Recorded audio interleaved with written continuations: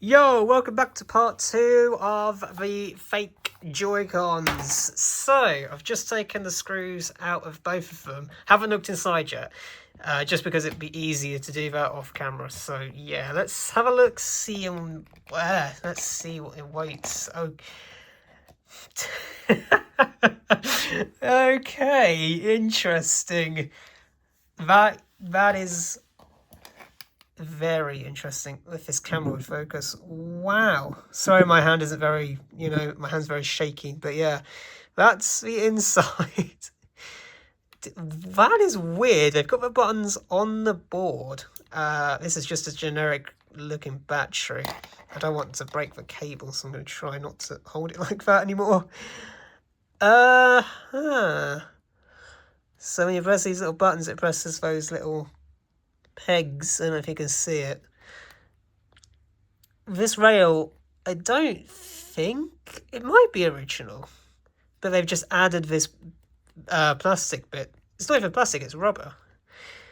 Interesting. And it seems to actually have an IR camera. I forgot to mention that in part 1, but yeah, that's very interesting. I don't know if it uses the same stick. I'm not going to dive any deeper into this one. I'll find out on this one. I guess this is going to be much of the same. Yeah, pretty much. Just purple. Yeah, interesting that they've put them right on the board. So if you have like anyone who really likes to use the buttons on the rails and breaks it, you're basically breaking the entire board on here compared to the originals, which I'll show you guys now. Here's the original official Nintendo board for the right controller. Yeah, sorry, I forgot which one this was. Yeah, the right controller. It's a lot more packed. I'm not going to take it apart any more than this because it's fragile, and this casing is very fragile as well. So yeah, that's what it looks like. And you can see the rails here. This is there's like a button board here, so if you break one of these buttons here, it's just this rail, this little board you need to replace instead of essentially the entire controller. So yeah, that's what that side looks like, and this is what the official one looks like compared to this. So yeah, I was expecting them to use the same kind of setup, but nope.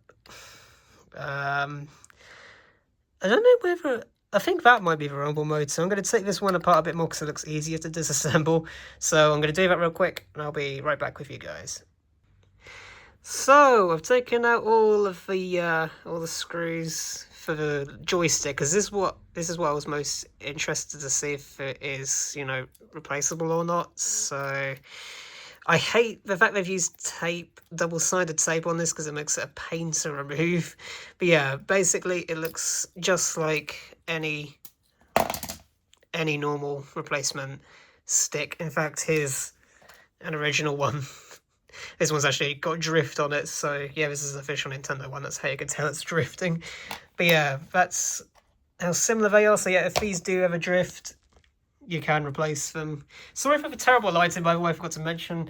It's very dark currently, so that's why I'm having to use the lights, and it's casting this amazing shadows. So yeah, but yeah, this is the official one, and this is the knockoff. And yeah, the battery is removable. Looks dangerous as hell, but what are you going to do about it? And here's the actual board in case you wanted to have a good look at it. That is for rumble motor. One thing I did also forget to mention, if which one? This one. If this one has the amiibo function, if it does or if it doesn't, I'll put it in a pinned comment after I've tested it. So if you're interested in that, check the pinned comment below. But yeah, that's pretty much everything for these controllers. They're pretty different, like I say, but if one of them did drift or whatever, it is possible to fix it. I'm gonna go and have fun reassembling these, and I'll be back with my final thoughts. And yeah, I'll see you guys in a minute. Wish me luck for reassembling this mess. Alright, I'm back. Oh yeah, I forgot to mention a lot of things I forget to mention. Honestly, I'm not half asleep today. These also use Y screws. So if you don't like Y screws, why not? You can dislike the video because of that pun. One thing that I did bring it up in the unboxing video, but the delay between pressing the button and actually lighting up is insane. Like, why is there that much delay? I don't understand. There's also one thing I want to test real quick. Does it actually wake up the Switch? And yes, I have paired these to the Switch. Oh, that home button feels crap. Yes, it does. That home button throws me off every time. A home button feels a bit crap, and that's not because I've taken it apart. It felt crap even when I first took it out of the box. Yeah, the weird quirk. I don't know if you guys saw part 1 or not. If you haven't, go watch part 1. What are you doing? These rumble whenever you take them off the Switch, and they rumble when you wake up the Switch by pressing the home button. Just a weird quirk. But yeah, the rumble feels really weird. Like, it's just a standard rumble motor they got off probably a phone from the mid-2000s. So yeah, it's not HD rumble by any means. So yeah, fun. Let me just make sure I didn't break this one. Yep. The rumble. Okay, no, I didn't break it. Good. Yeah, like I say, these things are built pretty different. But yeah, if you do have a pair of these, at least they don't charge with a separate cable, because a lot of them do charge with a separate cable for some reason. But yeah, they're okay. They're decent, backup controllers. And like I say, you can replace the stick if it does drift. I don't know how reliable this stick is, so don't quote me.